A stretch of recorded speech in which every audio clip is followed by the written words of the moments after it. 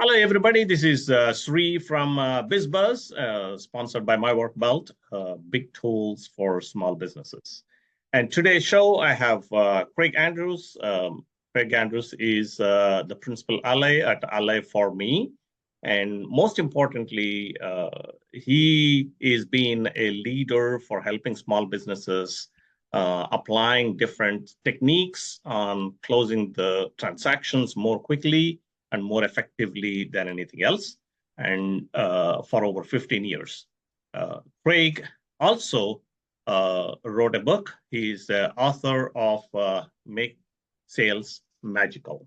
So if you guys are interested to learn how to make sales a magical experience, and you should be reading that book, and you can't miss that book. Craig, thank you very much for coming on board onto this podcast. Do you have any more to Sure. add? Thanks for having me. Yes. Yeah, no, thank you for having me. It's a delight. I've been looking forward to it. Excellent. So the purpose of, as I mentioned to you in our conversation, the purpose of this podcast is having a casual conversation. But at the same time, during our conversation, I would like to have you share your knowledge and experience so that the small business owners or anybody leaders who are running or owning a small business can take advantage of what you got to offer, and we all can learn from each other. It's not that one owns everything. So I am purely being a conduit between you and the small business community. So do you mind if I ask you a few questions? Yeah, please lead off. Okay, so my fundamental question is, as you always see so many commercials in the TVs or in YouTube ads or everywhere, there is so many channels, so much activity going on all around you. The large corporations have deeper pockets and they have bigger teams. They can do all that. Whereas a small business, particularly those who owns, runs, operations, and all those small businesses, what can they do? How do they compete in this large corporation jargon? Yeah, there's actually a lot of opportunity there. Mm-hmm. Just because companies are large doesn't mean that they're effective. Yeah. Let me give an example from the financial advisory space.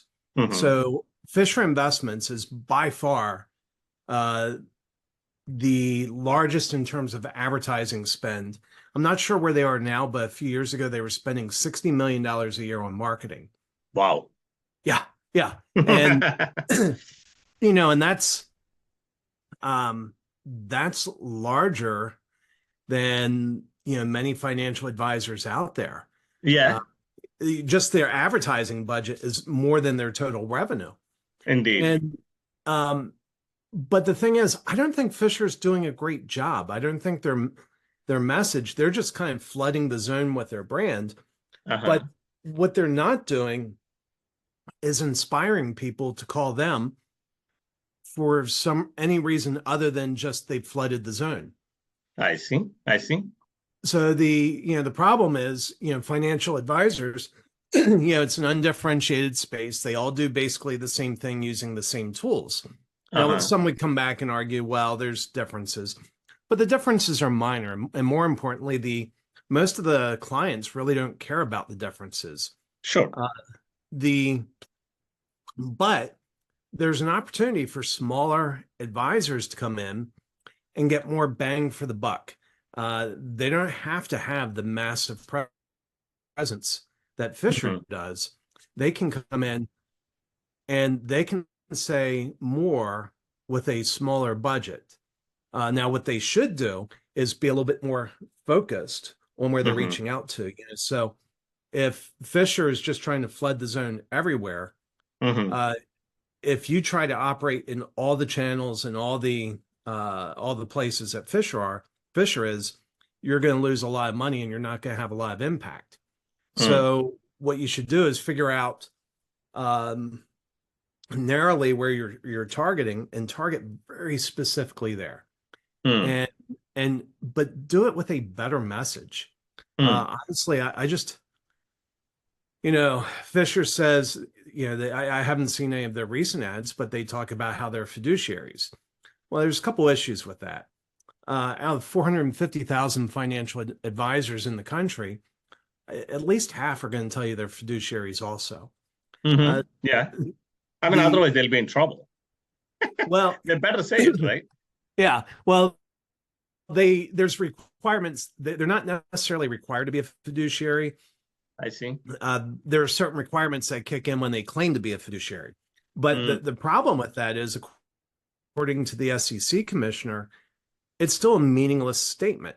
So Fisher's spending all this time focusing on something that, hey, we're a fiduciary, which a lot of them are claiming. And they're saying we're a fiduciary, but the SEC commissioner says, well, that's a meaningless statement. And the opportunities for small businesses is to go into something like that and speak more about the transformation that the person's really looking for. Now, I'm just using financial advisors as an example. But for instance, there are 9 personas of high net worth investors, and the number one persona is a family steward. They represent 34% of high net worth investors. And so if you want to be differentiated, how many ads do you hear in the financial advisory space talking about, hey, if you're somebody that wants to create a financial legacy for your kids and grandkids, here's a plan for you. Right. Have you ever heard somebody give that message? Right. They don't. They all don't talk about, well, you need to save for retirement, and they all have the same message. But 1/3 of high net worth investors, their primary goal for investing is to create a financial legacy to pass down to their kids and grandkids. And nobody is talking about it in their ads. That is interesting. And so if you want to go, yeah. So you are saying, please go ahead. So you're saying that instead of talking about all these, instead of worrying about all these large corporations, large commercials and all that, as a small business owner, you can clearly clarify the message with the purpose of what actually their client is looking for and focus it, channel it into a focused, laser-focused group of prospects, and then you be able to get to a winning position. Is that message stating correct, right? Absolutely. And buried in that message means that you are deliberately ignoring part of the market. Right. Which you need to do. If you want to come in with a smaller budget and have a big return on your budget, you need to ignore part of the market. You need to be very focused on who you're talking to. Indeed, indeed. So speaking of very focused, so a small business owner, 9 out of 10 times in my experience, they're first a technician, or they might have inherited the business from their parents or grandparents, right?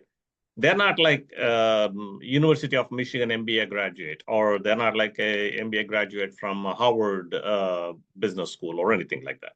They are small business owners. They are very, very good in doing what they're doing to deliver what they committed for their customers, right? How do you suggest that they need to understand who are their prospect and what is the focus that they need to do on? Is there any certain 1, 2, 3 tips that you can offer to the small businesses? Yeah, your best opportunity is to look through your existing customers. Yeah. And figure out which of the customers you like the most and the ones that are most profitable for you. Most of the times, the ones that you like the most are also the most profitable. That's true. Look at the ones that you have.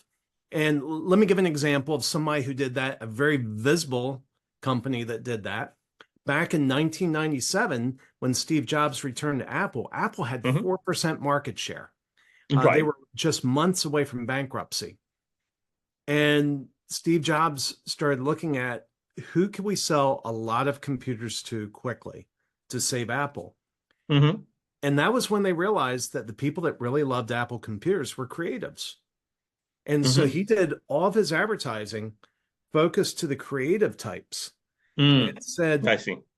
That's who. But the way he got there was he looked through his existing customers. And so Okay. what I would recommend anybody, look at your customers, look at who's been bringing you business. Right. Now, a mistake that people make, and so the term that's thrown around is persona or avatar, Mm-hmm. sort of mean the same thing. And Mm-hmm. what people do, a lot of people know that they should do a persona.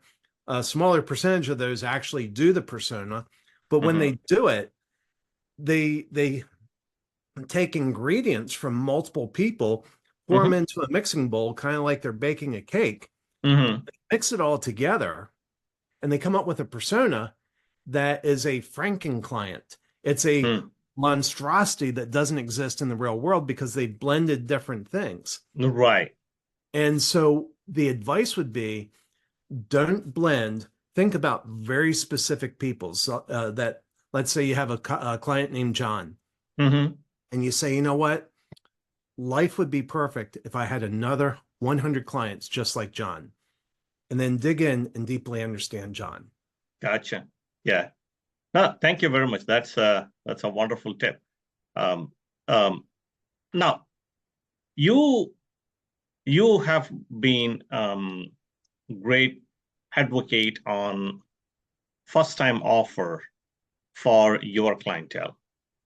So what is a first time offer means, and what needs to be done? How can anybody come up with something like that? And what is the importance of it in doing the sales and marketing process? Yep. So first off, let me clarify who I usually work with. Um, I usually work with people that have high ticket, high trust services. Right. And so when I talk about first time offer, it's in the context of those people Mm-hmm. where, let's say the total engagement over at least the first 12 months is going to be in excess of $20,000.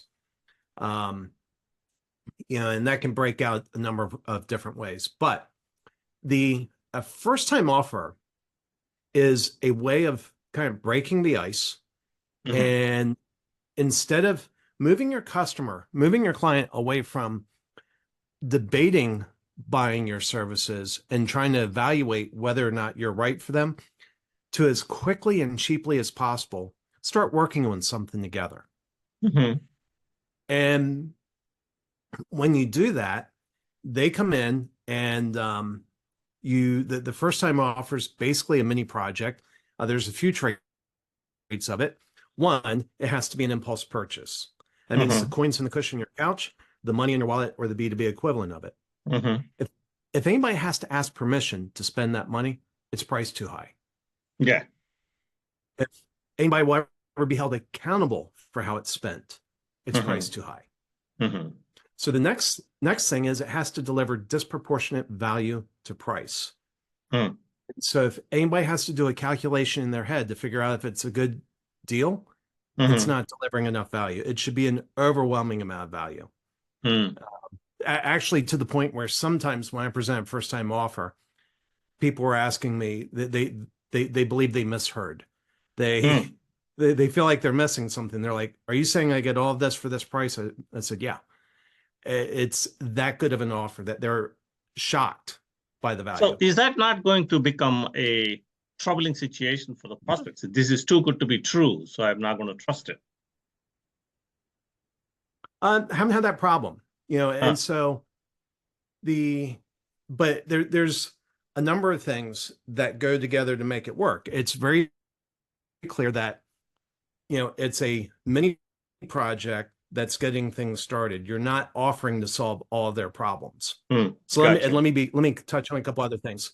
The third thing is it has to solve a problem. If Mm-hmm. it's not solving a problem, it's not going to work. It Right. has to solve a problem.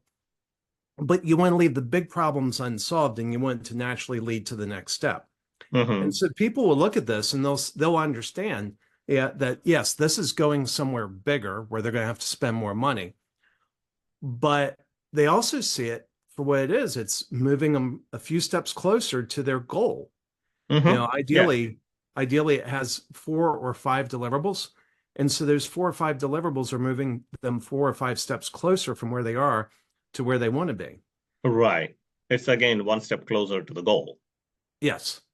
Right. And and And the last thing that we do, and we recommend this, we do this with our offers, we recommend that all of our clients do this. It's treat it like a coffee date. You know, when you go on a coffee date, you're not committing to marriage. You're not making the big commitment. And so we make it abundantly clear. We tell them, hey, once this is complete, you have 3 options. You can take this and implement it yourself. You can give it to someone else and have them implement it for you. Or if we mutually agree, we will help you implement it.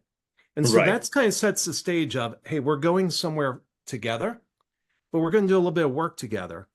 And what ends up happening when somebody's contemplating making a high ticket purchase, you know, 10, 20, 100,000, $1 million, they start getting very careful about it because they don't want to be ripped off, or if they're an employee, they don't want to be fired. They're afraid of failure. Absolutely. Right. And so I mean, if you're going for a movie, paying it $10, you don't care. But what you really worry about is, I go there and am I going to enjoy for the next 2 hours entertained, or am I going to get bored and then roll my eyes and get worried about it? So it's not necessarily always that $10 that it's more importantly, is it going to be a successful experience for me or not? Well, and here's a very real fear. If you're dealing with an employee, they're afraid that it's going to get them fired, or that they will look bad in front of their boss. Right. And so if they have to go tell, that's why it has to be an amount of money that they'll never be held accountable for. Yeah. They don't have to worry about it. Right. Makes sense. Right. So last but not least, sorry, what would you give 1 or 2 tips to a small business owner that they can implement right away and they can go forward with something as a takeaway from this podcast? I think the first step would be, look at your existing customer base, find one customer that just stands out, and as your ideal customer, and deeply understand how you do 4 things in their life. Deeply understand how you, and all 4 transformations, how you transform what they have, how you transform what they feel, how you transform their average day, how you transform their status. I see. Okay. Because when you understand those 4 things and you start talking about that transformation rather than the product, you're going to start seeing an increase in sales. Wonderful. That's a pretty powerful tip. Yeah. Excellent. Thank you very much, Greg. Greatly appreciate being on the show, and you have a great wealth of knowledge and wisdom that you are sharing with the small business community. Certainly appreciate your time on the show. Thanks, Sri. Wish you good luck.